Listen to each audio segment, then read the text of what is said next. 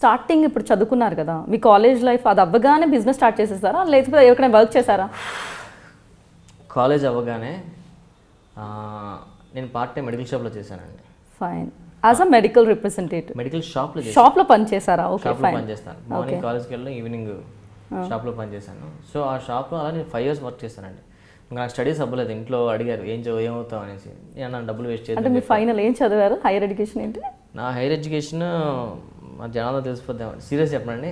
పర్వాలేదండి. Inter first year second year fail అంతేనండి. ఎందుకు నాట్ ఇంట్రెస్టెడా? ఎందుకు డబ్బులు వేస్ట్ అండి అనవసరంగా మళ్ళీ ఇంట్లో వాళ్ళకి. నేను వద్దనిసాను. అంటే మీకు అస్సలు చదువు మీద ఏ మాత్రం ఇంట్రెస్ట్ లేదు? అస్సలు అనిపించదా కాలేజ్ లైఫ్ మిస్ అయిపోతున్నారు అని అనిపించలేదా? చాలా ఫీల్ అయ్యానండి. ఎంతలా ఫీల్ అని తెలుసండి, ఒక్కోసారి నా కంట్లో నీళ్ళు కూడా వచ్చాయి నాకు చదువుకోలేదనే విషయంలో చాలాసార్లు. ఎందుకంటే నా ఫ్రెండ్స్ నేను ఒక్కడే తప్ప నా ఫ్రెండ్స్ అందరూ సాఫ్ట్వేర్, ఒక్కొక్కరు నావీ ఏదో దాంట్లో ఉన్నారు. నేను ఒక్కడే ఆర్టిస్ట్ని. సీరియస్గానే నేను చదువు విషయం ఏం తెలుసండి, అరే నేను చదువుకోలేకపోయినా టైం వేస్ట్ చేసాను చాలాసార్లు ఫీల్ అయ్యా. కానీ మీ అమ్మా నాన్న వాళ్ళు ఏమనలేదా మరి ఇలా స్టడీస్ మానేస్తాను అంటే? వాళ్ళకి కూడా అర్థమైంది వీటి చదవలేయడం కానేసి, సరే ఇంకా అంతే నేను ఆప్ చేశాను. ఇప్పుడు వాళ్ళ కోసం నేను మళ్ళీ ఫీజులు కట్టించి నేనేదో మళ్ళీ ఎగ్జామ్స్ రాసి ఫెయిల్ అయ్యవన్నీ వేస్ట్ కదండి అనవసరంగా. అంటే ఫైనాన్షియల్ ప్రాబ్లమ్స్ వల్ల స్టాప్ చేశారా? లేదు నా వల్ల అవ్వదు అనుకున్నా. ఫైనాన్షియల్ ప్రాబ్లమ్స్ అని కాదండి, ఒకళ్ళు నేను చదివిస్తానంటే కనీసం ఇంట్లో సపోజ్ చేసాను చదివించేవారు నన్ను ఎంతవరకు. అసలు స్టడీస్ మీద అనేది మీకు ఇంట్రెస్ట్ ఏమాత్రం లేదు. మల్టిపుల్ క్వశ్చన్స్ ఉంటాయి కదండి, మల్టిపుల్ చాయిస్. ఒకటి ఇస్తే కింద 4 ఇచ్చారు కదా, 4 ఆప్షన్స్ ఉంటాయి. 4 ఆప్షన్స్ ఇచ్చారు కదా, నాకు 4th ఒకటే కావాలని అడిగేవాడిని. ఇంకా ఒకటి ఇచ్చాక ఇంకెందుకంటే అదే ఆన్సర్ అవుతుంది కదా, అది నా బ్రెయిన్. రెండు ఇచ్చినా సెలెక్ట్ చేసుకునేవాడిని కాదు, కష్టం. ఒకటే ఆన్సర్ ఇచ్చేస్తే హ్యాపీ పెట్టేస్తాం కదా. స్మార్ట్ ఉన్నారు కదా, అదేంటి స్టడీస్లో ఎందుకు ఇంట్రెస్ట్ అంటే ప్యూర్లీ డిపెండ్స్. సీరియస్గానే మన దేవుడు అందరికీ ఒకటే బ్రెయిన్ ఇస్తాడండి. అది పెట్టే విధానం మనం వెళ్ళే వే బట్టి అది డైవర్ట్ అవుతుంటుంది.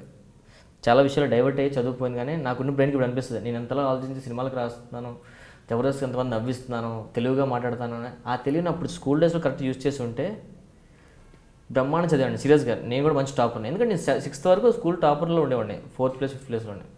సో అలా డైవర్ట్ అయిపోయింది. సో అప్పుడు నేను నిజంగా చదువు మీద కాన్సన్ట్రేషన్ చేసి అలా వెళ్తూ ఉంటే మాత్రం జబర్దస్త్కి వచ్చేవాడు కాదు, ఇంకెక్కడో ఉండేవారేమో. ఎక్కడ కాదు, ఇదే బాగుంది కదండి.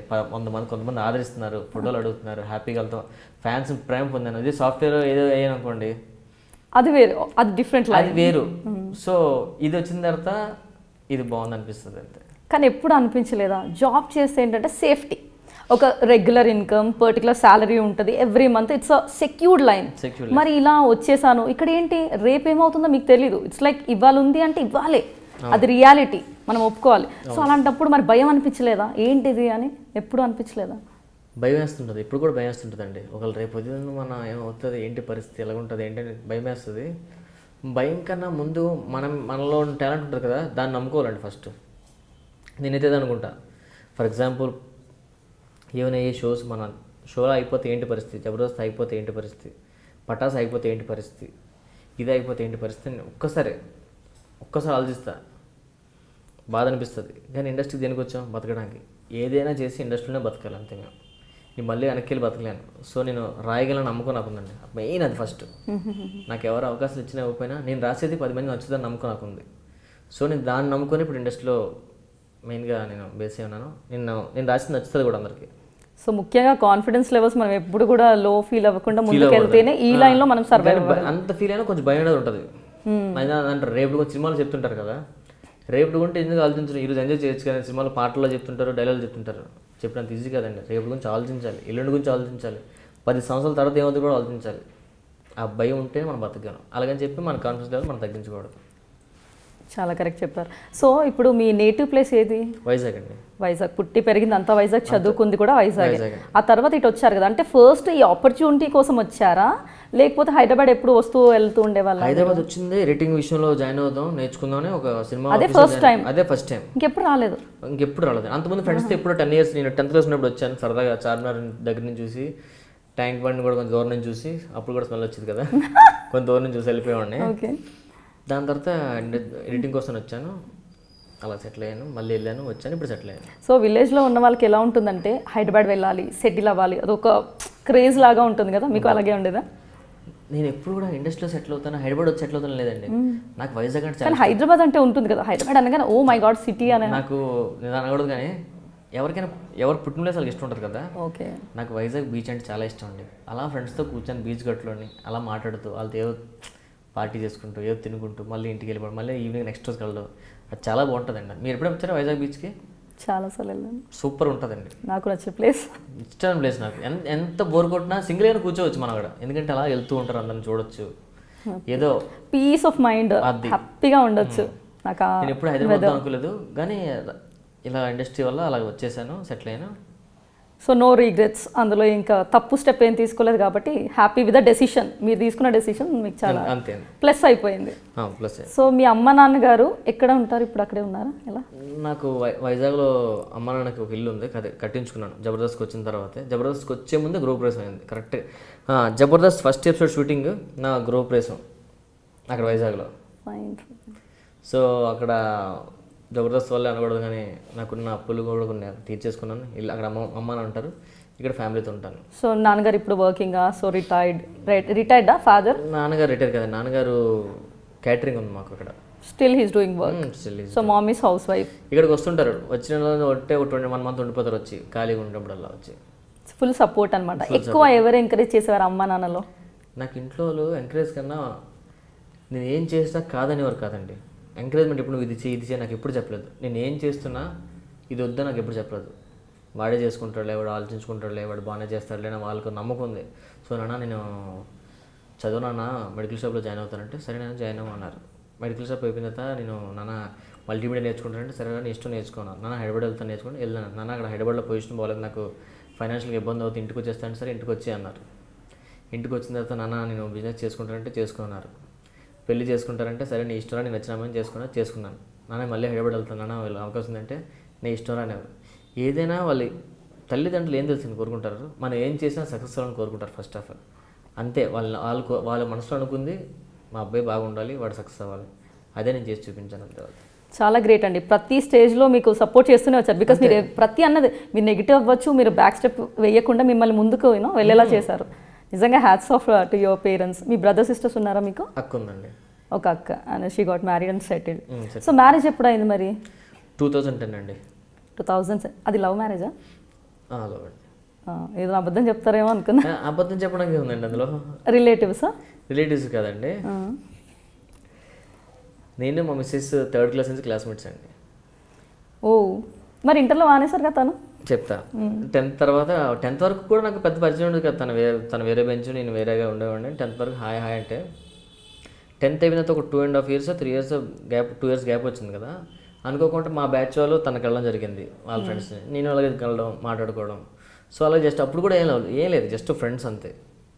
నేను హైదరాబాద్ వచ్చినప్పుడు కూడా తను నాకు బాగా హెల్ప్ చేసేది. అప్పుడు కూడా ఫ్రెండ్స్, బెస్ట్ ఫ్రెండ్స్. ఎంత బెస్ట్ ఫ్రెండ్ అంటే ఎన్ని ఇయర్స్ ఫ్రెండ్షిప్? చిన్నప్పటి నుంచి అంటే చాలా ఇయర్స్. చిన్నప్పటి నుంచి అండర్స్టాండ్. మేము బాగా బెస్ట్ ఫ్రెండ్స్ అయింది 2005 నుంచో 4 నుంచో మంచి ఫ్రెండ్స్ మాట. అంతకుముందు వరకు స్కూల్ ఫ్రెండ్స్ అంటే అంతే తప్ప ఏం మాట్లాడుకోవడం లేదు. సో నేను హైదరాబాద్ వచ్చిన తర్వాత కూడా నాకు బాగా హెల్ప్ చేసేది తను ఫైనాన్షియల్గా. వాళ్ళు కొంచెం ఫైనాన్షియల్గా వెల్ సెటిల్డ్ వాళ్ళు. నాకు ఏమైనా అవసరం ఉంటే తను అమౌంట్ పంపించేది. నేను చాలా మంచి ఫ్రెండ్స్ మీ ఇద్దరం. సో అనుకోకుండా మళ్ళీ వైజాగ్ వచ్చాను కదా, పొజిషన్ బాగాలేక. అక్కడ తనకి ఏ ప్రాబ్లం వచ్చినా నేను బాగా మోటివేట్, తనకి నమ్మకం రామప్రసాద్ గారితో ఏం షేర్ చేసుకుంటే వాడు బాగా మోటివేట్ చేస్తాను. నేను కూడా అంతే, తనకి ఏమైనా బాధ అనిపిస్తే నేను ఫీల్ అయ్యేవాడిని. అది ఏం అవ్వదమ్మా, అంతా బాగా సెట్ అయిపోద్ది అనుకోకుండా, అలాగా తెలియకుండా లవ్ పుట్టి అలాగా. కానీ అమ్మాయి అర్థం చేసుకుందా? బ్యాడ్ టైమ్స్లో, గుడ్ టైమ్స్లో అన్ని దాంట్లో మీకు సపోర్ట్గా ఉందన్నమాట. సీరియస్గా అండి, ఎందుకంటే మా పొజిషన్ ఏం లేదు. నా పెళ్లి టైంకి నాకు 10,000 ఇంత ఉండేది అంతే. వాళ్ళు బాగా ఫైనాన్షియల్గా వెల్ సెట్, బాగా. తనకు అప్పుడే కారు ఉండేదండి అప్పటి కాలంలో. అప్పుడులో 2006-7లోనే తనకి 8లోనే కారు ఉండేది తనకి. సో మమ్మల్ని మా ఫ్రెండ్స్ అందరినీ, నన్ను కూడా కదా, మా ఫ్రెండ్స్ అందరూ బాగా చూసిస్తాను. తను అందరితో బాగా మాట్లాడి, మా ఫ్రెండ్స్ చాలామంది, గిరి, రాజేష్, పవన్, మహేష్, గజేంద్ర, బిఎస్కే, చాలామంది. వాళ్ళకు కూడా అందరితో ఎవరికి హెల్ప్ వస్తే వాళ్ళు హెల్ప్ చేసేది. మేమంతా బ్యాచ్ అన్నమాట. వీళ్ళందరూ స్టిల్ ఇప్పుడు అందరూ నా టచ్లో ఉంటారు. నా 3rd క్లాస్ నుంచి క్లాస్మేట్స్ అందరూ నాతో టచ్లో ఉన్నారు ఇప్పుడు కూడా. సో నేను ఫ్రెండ్షిప్కి మంచి ఇది వాల్యూ ఇస్తాను. నాకు అలాంటి వాళ్ళు దొరికారు. సో అనుకోకుండా మరి పెళ్లి చేసుకుందాం అనుకుంటే మనం వాళ్ళ ఇంట్లో ఒప్పించిన అసలు వాళ్ళ ఇంట్లో ఒప్పుకుంటాను కూడా అనుకోలేదు అసలు. ఎందుకంటే మాకు ఉండడానికి సొంత ఇల్లు కూడా లేదు అసలు. ఆ టైంలో వాళ్ళ పేరెంట్స్ కూడా ఒప్పుకొని అనగానే మా అమ్మ కూడా అంత డబ్బున్న అమ్మాయి మనం చూస్తే లేదు మీ ఇద్దరికి అందుకే సెట్ అవుతుందా అసలు అని చాలా క్వశ్చన్ ఉంటాయి కదండి వాళ్ళకి పేరెంట్స్కి. అప్పుడు కూడా వాళ్ళు నో అనలేదు. సరే నువ్వు మీరు హ్యాపీగా ఉంటే చేసుకోండి అన్నారు. చేసుకున్నాం, ఇప్పుడు హ్యాపీగా ఉన్నాం అందరం. కానీ అమ్మాయికి మీ మీద ఏంటి నమ్మకం? రామ్ ప్రసాద్ని చేసుకుంటే ఇప్పుడు ఆల్రెడీ ఇల్లు లేదన్నారు, ఫైనాన్షియలీ వీక్ అన్నప్పుడు. చెప్తున్నానండి, నేను చెప్పాను కదా నమ్మకం ఎలాగ నడిపిస్తుంది అనేసి. చూడతాను ఎంతనా మరి నమ్మిందో నన్ను, వీడిని చేసుకుంటే వీడి లైఫ్ బాగానే ఉంటుంది, నన్ను బాగా చూసుకుంటాడు, బాగా సెటిల్ చేస్తాడు అని ఎలాగనుకుంది. నిజంగా నా రాత మరి ఎలాగ తను చేసుకున్న తర్వాత నాకు కలిసి వచ్చింది. తను చేసుకోగానే నేను ఇండస్ట్రీకి రావడం జరిగింది. వెంటనే అక్కడ ఇల్లు కట్టుకున్నాను, ఇక్కడ కూడా ఇల్లు కొనుక్కున్నాను. సో అంతా అలాగా జరిగిందండి. సో మీ లైఫ్లో చామ్ వచ్చేసింది ఆ అమ్మాయి రాకతో. సో ఇప్పుడు ఆ అమ్మాయితో సపోర్ట్ ఎలా ఉంటుంది మ్యారేజ్ తర్వాత? లైక్ ఎందుకంటే మీరు ఆట్ టైమింగ్స్లో వెళ్ళడం, మీ షూటింగ్ అని కొంచెం తనకి ఫస్ట్ హాఫ్ నుంచి కొంచెం ఇష్టం లేదు. ఇండస్ట్రీ అంటే కొంచెం భయపడతారు కదా, అమ్మో అక్కడికి వెళ్తే ఎలా ఉంటుందో ఏంటో అని కొంచెం టెన్షన్. ఇప్పుడు కొంచెం బాగానే ఉంది, బాగానే సెటిల్ అయ్యారు, బాగానే ఉంటున్నారు. సో నువ్వు అర్థం చేసుకుంటారా? మా అత్తయ్య మామయ్యలు కూడా హ్యాపీ. వాళ్ళు కూడా మా అల్లుడు గారు సినిమాలో చేస్తున్నారు, టీవీలో ఇది. వాళ్ళ చుట్టాలందరూ వాళ్ళందరూ మీ అల్లుడు గారు వస్తే మమ్మల్ని పరిచయం చేయడం, వాళ్ళు అడగడం. సో గొప్ప విషయం ఏంటంటే ఆ అమ్మాయి మిమ్మల్ని ఇష్టపడడం, వాళ్ళని ఒప్పించడం, ఇలా మీ జర్నీ చాలా స్మూత్గా వెళ్ళిందని చెప్పొచ్చు. ఫిలింలీ స్టైల్లో ఏమైనా వార్స్ అలాంటివి ఏం జరగలేదు? ఏం లేదండి, అస్సలు ఏం లేదు. మీ పేరెంట్స్ ఒప్పుకోవడం అన్నీ. నా మీదకి ఏం వారు వస్తారో హ్యాండ్స్ అప్ అనేస్తాను.